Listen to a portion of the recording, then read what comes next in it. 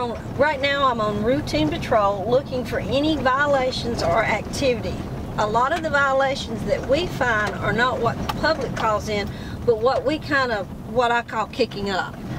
So what we're looking for now is any hunting activity. You go and you find a vehicle, and you get out and check the vehicle. You run the tag, see who it is, you check, do they have license? You look in the back of a vehicle, which is plain view. So right now what we're doing is we're just looking, see if we can find any violations. So we're investigating about one game warden per county. Some game wardens even have to cover 2 counties. So there's not enough of us to go around. So as I'm working out here, and I find a truck, I can't call for backup to get another game warden to come help me go in the woods and find some man who's dressed like a tree with a high-powered rifle. I have to do that myself. So you go in the woods, you don't have any backup, and you work alone. That part of it sometimes is scary if you think about it being scary, but it's not so bad.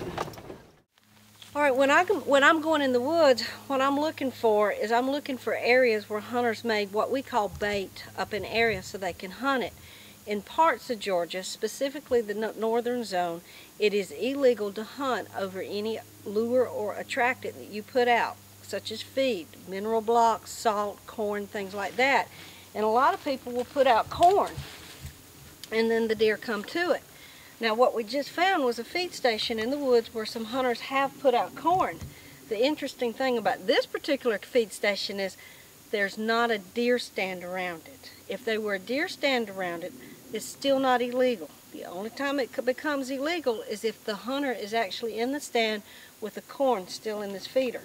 So what we're going to do is we're going to look a little bit further on this hunting club and see if they've got any of these corn feeders around their deer stands. DNR 317 to GSP Thomaston on Molino.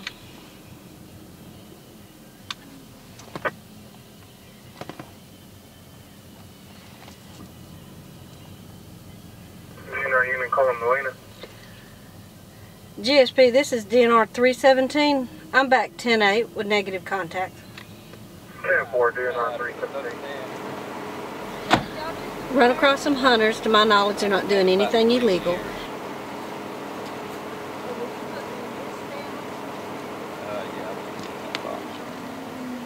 I saw a doe and 2 little bambies was nursing on it. I didn't have the heart to shoot. I had to let them walk. It's just that we check everybody's hunting license. One of the hunters had his license. The other hunter can't find his. But we can look up now on a computer to see if he's got them or not.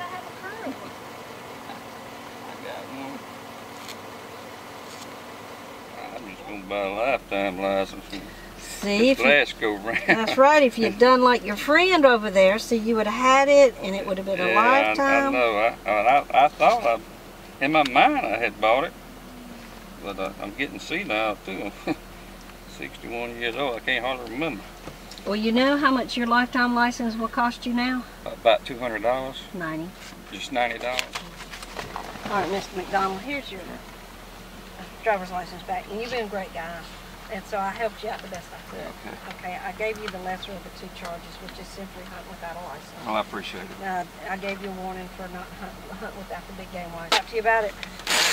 But as far as the citation, is Upson County Probate. One of the things we do, we work all hours of the day or night. We're on 24-hour call. I may go to work at 6 o'clock in the morning and finally get through at 6 o'clock in the evening.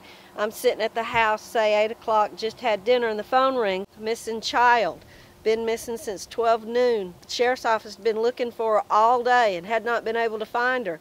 So we were activated. I got my equipment. I loaded my 4-wheeler up on the back of the truck. It was very cold at about 10 o'clock.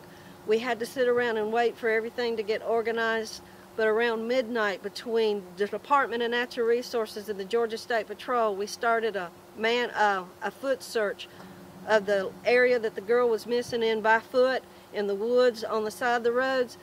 Luckily for us, we found her about 35 to 40 minutes later. Unfortunately, she had been murdered and dumped into a wood pile not too far from her home.